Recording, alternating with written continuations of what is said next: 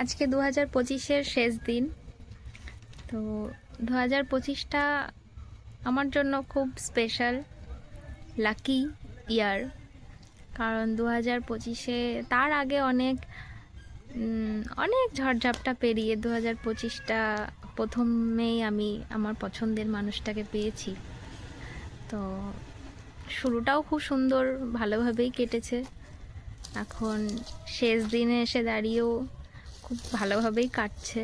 তো 2025 সালটা আমার জন্য খুবই ভালো কেটেছে। তা আশা করি তোমাদেরও খুব ভালো কেটেছে। সামনে 2026, আশা রাখবো যে সবার যেন 2026 খুব ভালো কাটে, সবার আশা স্বপ্ন পূরণ হয়। তো তুমি কিছু বলতে চাও 2025-কে? সবাই ভালোভাবে কাটাও। 2026 সাল সামনে পড়ছে আর একটা দিনের।